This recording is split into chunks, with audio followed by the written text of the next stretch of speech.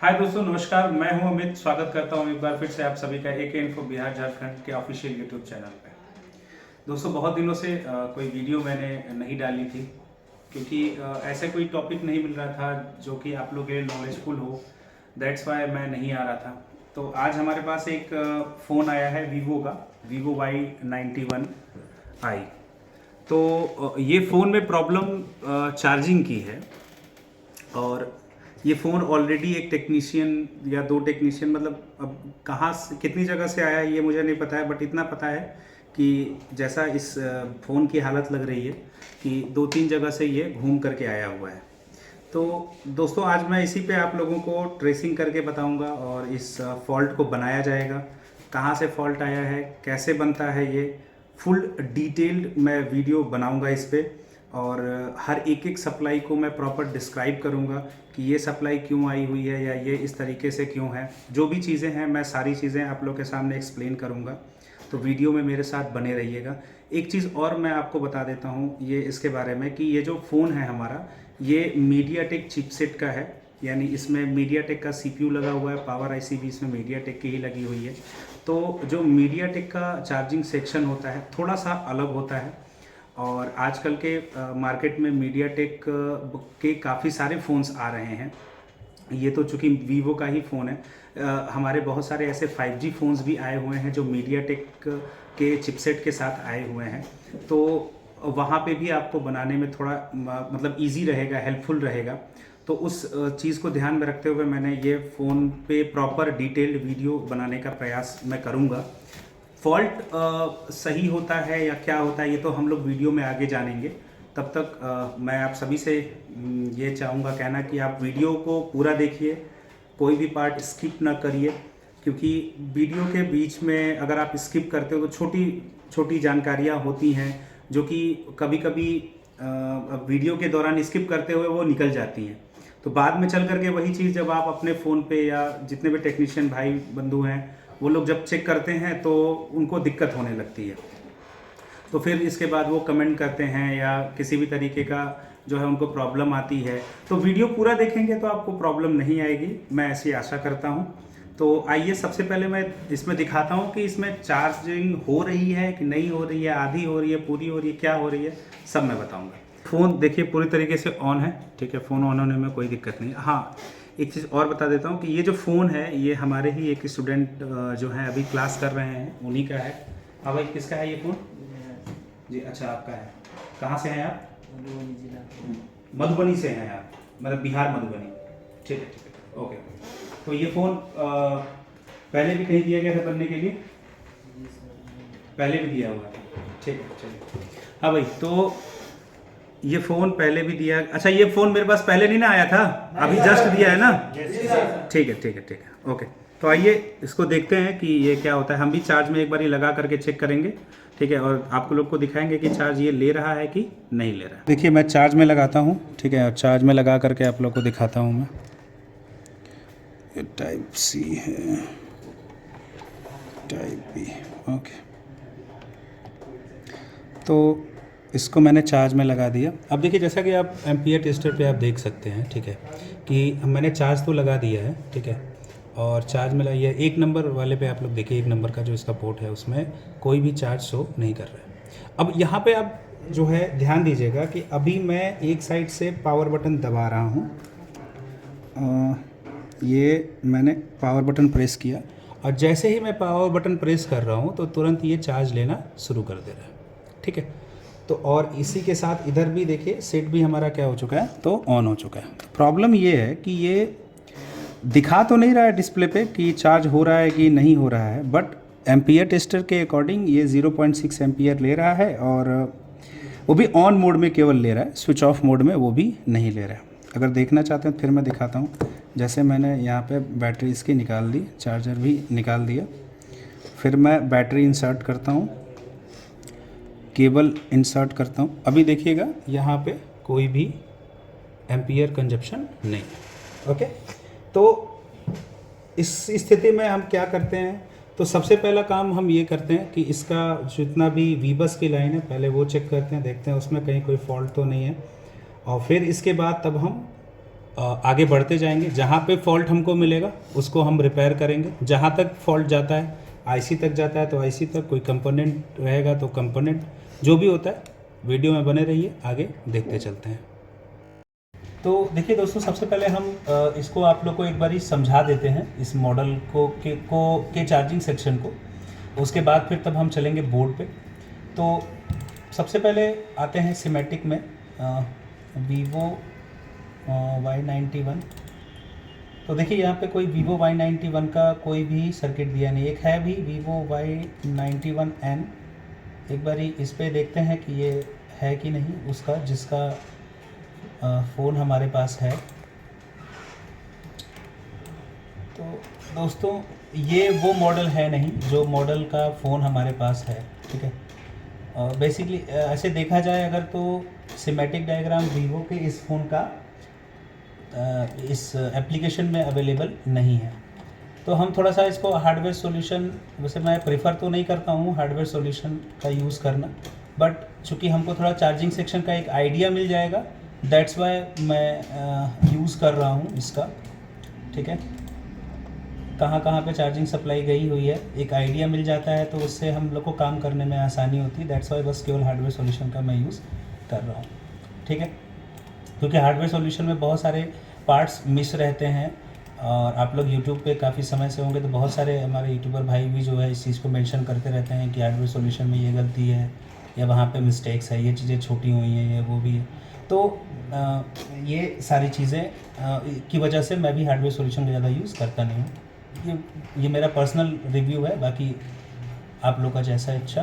तो खैर क्लासेस के दौरान हम ज़्यादातर जो फॉल्ट्स होते हैं, सॉल्यूशंस होते हैं, वो सब हम लोग सिमेटिक डायग्राम पे ही बताते हैं, हार्डवेयर सॉल्यूशन का ज़्यादा यूज़ नहीं किया जाता है। तो देखिए यहाँ पे हमारा ये एक USB BTB है। इस USB BTB से ये वीबस USB की सप्लाई गई हुई है। कहाँ जा रही है ये? तो ये सप्लाई जा रही है हमारा, सबसे पहले तो ये सप्लाई जाती है OVP में। तो जैसा कि यहाँ पे भी वीबस USB इन का दिया हुआ है ट्रैक, जो कि आता हुआ दिख रहा है एक OVP IC में। ये हमारा एक 12 वोल्ट का एक OVP IC है। तो ये OVP IC में इनपुट हुआ है 5 वोल्ट की सप्लाई, और आउटपुट भी किया हुआ है। और यहाँ पे 2 टिप्स भी बने हुए हैं। असल में यहाँ पर 2 फ्यूज़ भी आप यूज़ कर सकते हैं उस केस में, जबकि आपका ये OVP ख़राब हो जाए तो, या तो कंपनी के पास भी ऑप्शन रहता है या तो वो OVP का यूज़ करे या तो यहाँ 2 फ्यूज़ का इस्तेमाल कर ले। बहुत सारे फ़ोन्स में जैसे कि Note 4, Note 5 ये सब में भी इस तरीके का देखने को मिलती है सर्किट।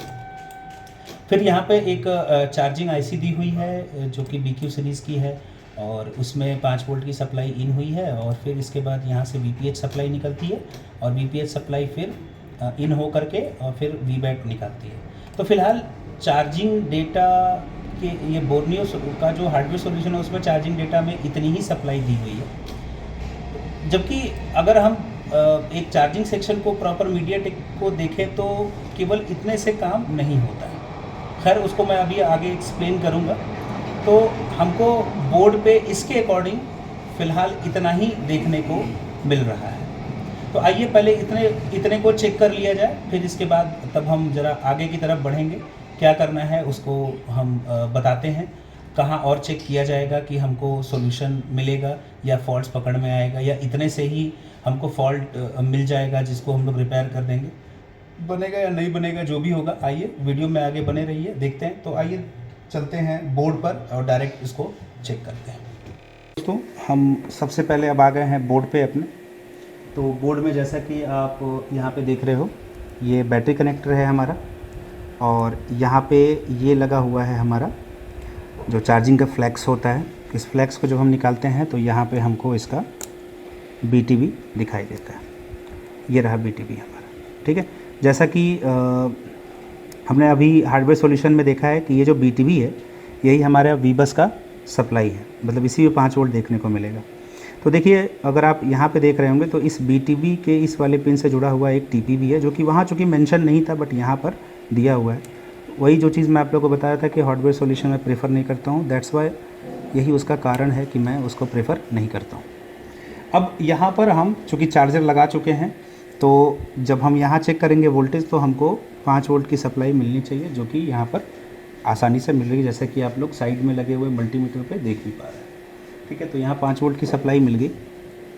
अब यहाँ से जो सप्लाई है वो चली जाती है हमारे चार्जिंग आईसी के पास, यानी उससे पहले लगे हुए ओवीपी के पास।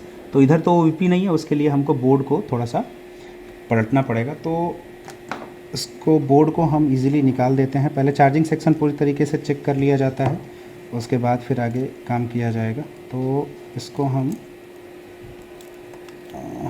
निकाल लेते हैं। तो देखिए, जैसा कि दिख रहा है, ये है हमारा ये जगह, ये एरिया है हमारा चार्जिंग सेक्शन का।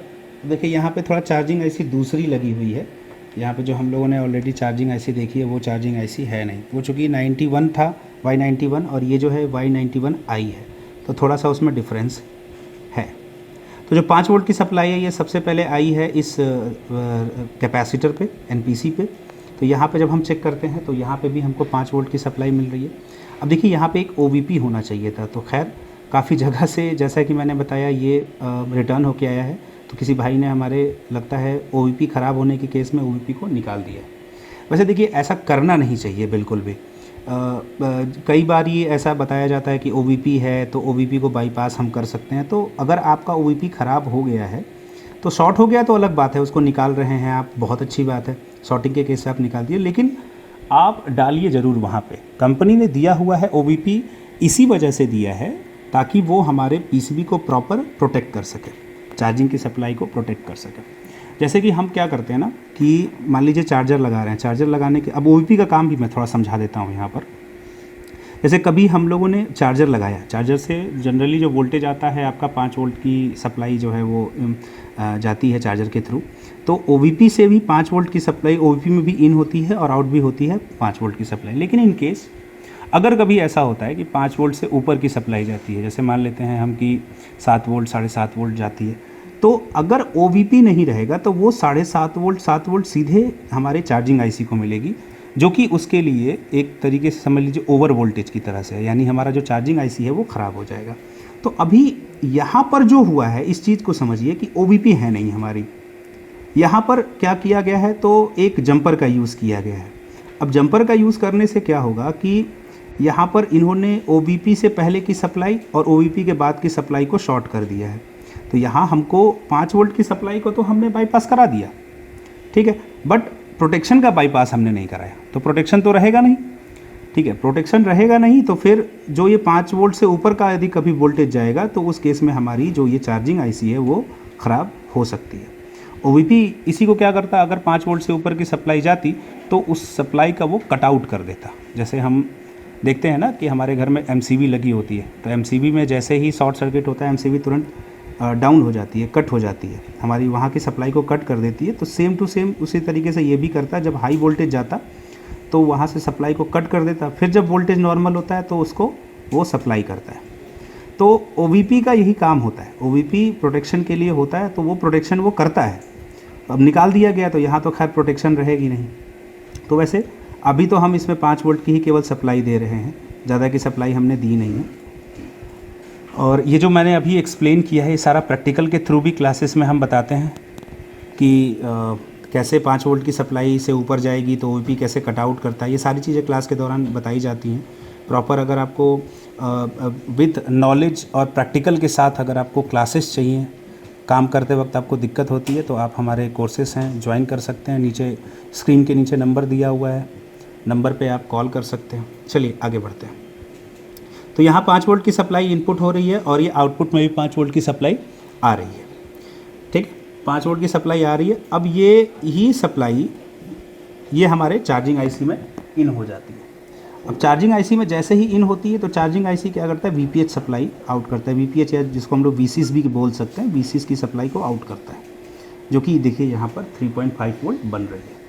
तो चूँकि जो हमारा फ़ोन ऑन कंडीशन में चार्ज हो रहा है, तो ऑन कंडीशन में चार्ज होने के पीछे का कारण भी यही है कि ये वीपीएच सप्लाई तो प्रॉपर बन रही है, बैटरी लगने के बाद बैटरी का डिटेक्शन भी हो रहा है, तो वो ऑन कंडीशन में चार्ज कर रहा है। बट ऑफ कंडीशन में जो चार्ज नहीं कर रहा है उसके पीछे का कारण ये है वो अभी मैं बताता हूँ आगे वीडियो में। तो देखिए यहाँ पर VPH की सप्लाई आ रही है, VPH की सप्लाई फिर जा रही है चार्जिंग आईसी में, और चार्जिंग आईसी से फिर वो बैटरी कनेक्टर की तरफ जा रही है। ठीक है, तो अब आगे यहाँ पे क्या चीज़ है, जो चीज़ मिसिंग है वो हम बताते हैं आपको। तो देखिए मीडियाटेक में क्या होता है, क्वालकॉम के सेट में तो जो हमारा होता है कि भाई सारी चीज़ें चार्जिंग आईसी ही करती हैं। ठीक है, तो जो 5 वोल्ट की सप्लाई है वो चार्जिंग आईसी को मिलती है, चार्जिंग आईसी फिर वीबैट में आउटपुट कर देती है और बैटरी लगाते हैं, चार्जिंग हो जाती है। लेकिन मीडियाटेक में क्या होता है, मीडियाटेक में ये जैसे यहाँ से OVP से होकर के सप्लाई चली आई वो चार्जिंग आईसी में, मीडियाटेक में OVP के बाद की जो सप्लाई होती है, मीडियाटेक में OVP के बाद की जो सप्लाई होती है वो हमारे पावर आईसी में भी जाती है। ठीक है, वो सप्लाई कहाँ जाती है, हमारे पावर आईसी में भी जाती है। अब वो जाती कैसे है, तो वो 2 सप्लाई के रूप में जाती है, एक जाती है VCDT के रूप में और एक जाती है चार्ज LDO के रूप में।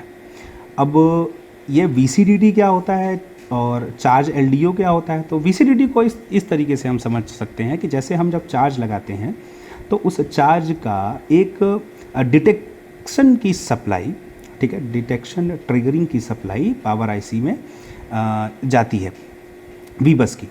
लेकिन वो 5 वोल्ट की पूरी सप्लाई नहीं जाती है, 5 वोल्ट को वोल्टेज डिवाइडर सर्किट के थ्रू कम करके 0.5 वोल्ट ही केवल पावर आईसी को दिया जाता है। ये तो बात हो गई VCDT की। चार्ज LDO क्या होता है, तो चार्ज LDO की अगर बात की जाए तो चार्ज LDO हमारा होता है कि पावर आईसी को जो हम पावर आईसी के अंदर जैसे VCDT हमने दिया तो वो डिटेक्शन के लिए दिया, उसी तरीके से जो चार्ज LDO होता है वो पावर आईसी के वर्किंग की सप्लाई, मतलब LDO पावर आईसी के अंदर लगे हुए LDOs की वर्किंग सप्लाई होती है। ठीक है, मतलब 5 वोल्ट जाएगा तो फिर वो उस 5 किलो ओम से लेकर के 10 किलो ओम के रजिस्टर से कम होकर के 2.8 वोल्ट होगा, जो कि चार्ज LDO के रूप में हमारे आईसी पावर आईसी के अंदर लगे हुए LDO की वर्किंग सप्लाई होगी। ठीक है, या ये भी आप कह सकते हैं कि वो एक अनेबल सिग्नल की तरीके से होगा। ठीक है, तो हमको वो सप्लाई भी चेक करनी होगी। तो देखिए यहाँ पे मैं आप लोगों को दिखाता हूँ कि देखिए यहाँ पे 2 रजिस्टर लगे हुए हैं। ठीक है, यहाँ पे ध्यान से देखिए, यहाँ 2 रजिस्टर लगे हुए हैं। अब ये जो यहाँ के 2 रजिस्टर हैं, इन पे भी अगर आप देखेंगे तो 5 वोल्ट की इनपुट आ रही है। देखिए यहाँ पे 5 वोल्ट आ रहा है। अब जब यहाँ से 5 वोल्ट आ रहा है तो आउटपुट के रूप में देखिए यहाँ पे 0.5 वोल्ट दिख रहा है। तो ये जो 0.5 वोल्ट है ये VCDT की सप्लाई है, जो कि अभी मैं बात कर रहा था कि ये एक तरीके से चार्ज डिटेक्शन के लिए होगी। ठीक है, VCDT का आप फुल फॉर्म देख ये होता है वोल्टेज चार्ज डिटेक्शन ट्रिगर। तो वोल्टेज चार्ज डिटेक्शन ट्रिगर जो होता है ये क्या करता है कि वो V-बस की डिटेक्शन करता है, या ये कह लीजिए कि इसी माध्यम से हमारा पावर आईसी ये समझता है कि हमारा जो चार्जर है वो हमारे फ़ोन में इंसर्ट हुआ है कि नहीं हुआ है। ठीक है, तो अब ये देखिए 0.5 वोल्ट के ज़रिए डिटेक्शन तो हो गई। अब ये डिटेक्शन कहाँ जाएगी, तो पावर आईसी के अंदर जाएगी। अब पावर आईसी कहाँ है हमारी, तो ये देखिए ये लगी हुई है हमारी पावर आईसी, ये लगी हुई है हमारी पावर आईसी जो कि मीडियाटेक की है MT6357CRV। ठीक है, इसका नंबर भी आप दे सकते हैं MT6357CRV। अब ये जो हमारा चार्जिंग आईसी लगा है उसमें तो हमको डिटेक्शन तो मिल गई, यानी 0.5 वोल्ट तो हमको मिल गया। अब एक और वोल्टेज होता है जो कि होता है हमारा 2.8 वोल्ट, जिसको कि हम लोग चार्ज LDO कहते हैं, जो कि 7.5 किलो ओम से लेकर के 10 किलो ओम के बीच का रजिस्टर जिसके बीच में लगा होता है। तो देखिए वो रजिस्टर कहाँ है, तो वो रजिस्टर आ रहा है यहाँ पर। अब देखिए यहाँ पे जब आप ध्यान दीजिएगा तो यहाँ पर से प्रिंट उखड़ी हुई है। ठीक है, यानी यहाँ पे रजिस्टर हमारा क्या हो चुका है, गायब हो चुका है। ठीक है, तो अब चूंकि यहाँ रजिस्टर तो है नहीं, यहाँ भी 5 वोल्ट की सप्लाई आ रही होगी। चलिए आ तो रही है वो तो ठीक है, बट आउटपुट में 2.8 वोल्ट तो मिल रहा होगा, जो मतलब जब अगर रजिस्टर रहता तो मिलता। अब रजिस्टर है नहीं यहाँ पे, तो यहाँ पर वो 2.8 वोल्ट की सप्लाई तो हमारे पावर आईसी को मिलेगी, यानी चार्ज LDO को मिलेगी नहीं। और जब चार्ज LDO को 2.8 वोल्ट की सप्लाई नहीं मिलेगी तो हमारे पावर आईसी में लगा हुआ जो वो LDO का सेक्शन है वो ऑन नहीं होगा, जिससे कि हमें चार्जर लगने के बाद जो वर्किंग होती है वो नहीं होगी हमारी। ठीक है, तो यहाँ पर चूँकि वो रजिस्टर नहीं है, जिस वजह से कि हमारा फ़ोन चार्ज नहीं हो रहा है, तो अब यहाँ पर रजिस्टर लगता कैसे है, मतलब होता कौन सा है, तो मैंने बोला कि भाई 5 किलो ओम से लेकर के 10 किलो ओम का रजिस्टर यहाँ पे लगता है। तो हम यहाँ पर 5 से 10 किलो ओम के बीच का एक रजिस्टर लगा लेंगे। ठीक है, 5 किलो ओम से लेकर 10 किलो ओम, यानी 5 किलो ओम भी लगा सकते हो, 7 किलो ओम भी आप लगा सकते हो, 8 किलो ओम भी लगा सकते हो, चाहो तो 10 किलो ओम भी लगा सकते हो, जो आपको सुटेबल लगे, जिससे कि आउटपुट आपका 2.8 वोल्ट हो जाए, वो वहाँ पर यहाँ पर आप लगा सकते हो। वैसे तो चूँकि यहाँ पर रजिस्टर पहले लगा होगा, अभी है नहीं, तो हम प्रॉपर वे में इसका ये तो नहीं कह सकते कि यहाँ पे कितना किलो ओम का रजिस्टर लगा होगा, बट जहाँ तक इस पावर आईसी की बात है तो यहाँ पर 7.5 किलो ओम का रजिस्टर लगता है। तो हम यहाँ पर 7.5 किलो ओम का रजिस्टर लगाएंगे, और चूँकि प्रिंट तो है नहीं, तो इस जो रजिस्टर है इसके पास एक कैपेसिटर भी लगता है, जो कि देखिए यहाँ पर प्रिंट उसका है, कैपेसिटर भी यहाँ से निकल चुका है। तो हम इस प्रिंट के ज़रिए वो 7.5 किलो ओम का रजिस्टर लगाएंगे और लगा करके इसको 5 वोल्ट की सप्लाई देंगे, जिससे कि 2.8 वोल्ट यहाँ से पावर आईसी में पहुँचे और इसका जो चार्ज एलडीओ वाला सेक्शन है वो ऑन हो सके। तो चलिए इतना काम करते हैं और देखते हैं कि हमारी जो चार्जिंग है वो प्रॉपर होती है या नहीं, या फिर आगे अभी और कोई मसला फिर बचा हुआ है इसमें। तो देखिए यहाँ पे जैसा कि देख रहे हैं आप, यहाँ पे मैंने एक रजिस्टर लगा दिया है। ठीक है, अब यहाँ पे जो मैंने रजिस्टर लगाया है 5 से 10 किलो ओम के बीच का है। बीच का मतलब मैं पूरा एग्जैक्ट वैल्यू बता देता हूँ कि यहाँ पे 7.5 किलो ओम का मैंने एक रजिस्टर लगाया हुआ है। ठीक है, चूँकि यहाँ प्रिंट नहीं था तो थोड़ा सा मुझे जंपर का भी यूज़ करना पड़ा। ठीक है, तो यहाँ जंपर मैंने लगा दिया है, और यहाँ पे कैपेसिटर फ़िलहाल मैंने यूज़ नहीं किया है। कैपेसिटर तो खैर प्रोटेक्शन के लिए होता है, और अगर नहीं भी रहे तो उससे ख़ास कोई दिक्कत आने वाली है नहीं हमें। तो यहाँ पे मैंने केवल उस कैपेसिटर के प्रिंट को मैंने लिया हुआ है। ठीक है, और सीधे अब जब हम सप्लाई देंगे तो यहाँ 5 वोल्ट आएगा, और 5 वोल्ट से यहाँ पे आएगा हमारा 2.8 वोल्ट, और वो सीधे सप्लाई मिल जाएगी हमारे पावर आईसी को, पावर आईसी के चार्ज एलडीओ वाले सेक्शन को। वीसीडीटी ऑलरेडी मिल रही है, तो वीसीडीटी में कुछ करना है नहीं हमको। तो आइए पहले मैं देख लेता हूँ रिज़ल्ट क्या है इसका। अगर नहीं होता है तो फिर आगे हमको क्या करना है इसके बारे में भी बताता हूँ मैं।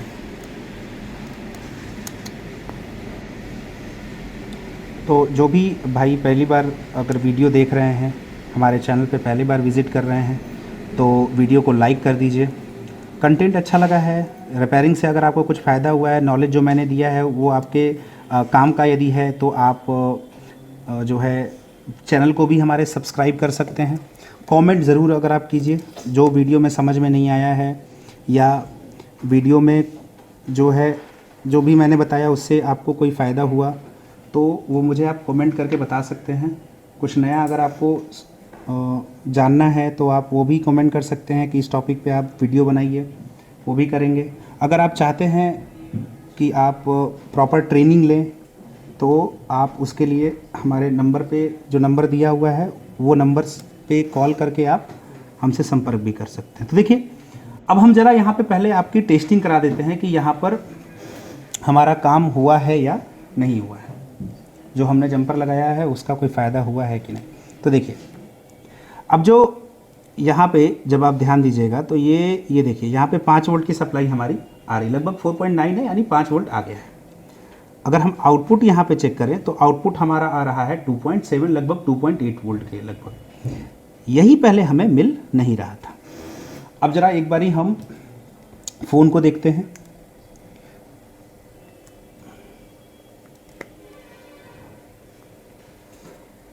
ये देखिए, यही पहले नहीं हो रहा था और अब ये क्या होने लगा, देखिए होने लगा। ठीक है, तो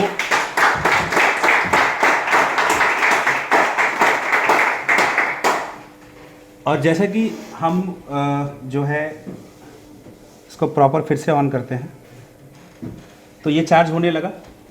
पहले नहीं हो रहा था ये, अब होने लगा है। अब हम फ़ोन को ऑन भी करते हैं।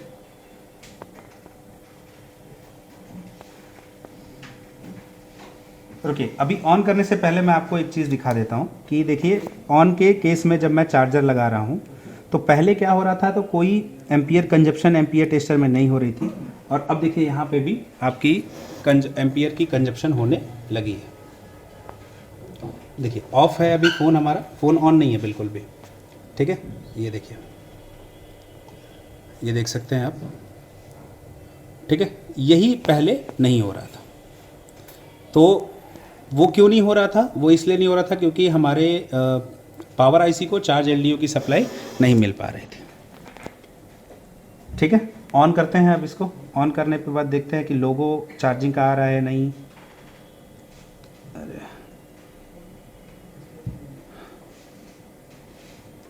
तो सेट ऑन हो रहा है।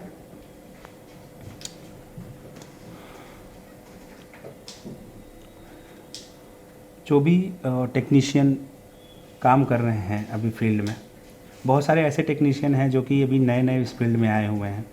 नॉलेज की बात मैं करूंगा क्योंकि देखिए ये सब काम तब हम कर पाते हैं जब हमारे पास नॉलेज हो। सिमेटिक में हमने देखा, सिमेटिक में प्रॉपर इसका बस केवल चार्जिंग आईसी और बीटीबी जो यूएसबी बीटीबी होता है वहीं तक का कनेक्शन था, वो भी प्रॉपर नहीं था। तो अगर हमारे पास नॉलेज नहीं रहेगी तो हम इस जगह तक नहीं पहुंच सकते हैं। नॉलेज है तो बिल्कुल आप पहुंचेंगे।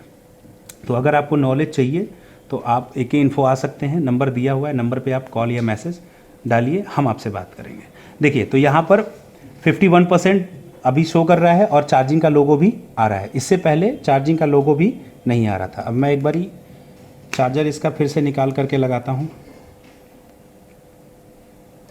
देखिए अब साउंड भी आ रहा है, यानी चार्जिंग लगने का इन्फॉर्मेशन भी हमको मिल रहा है कि हाँ चार्जर लग चुका है। तो ये था हमारा आज का वीडियो का सॉल्यूशन चार्जिंग का।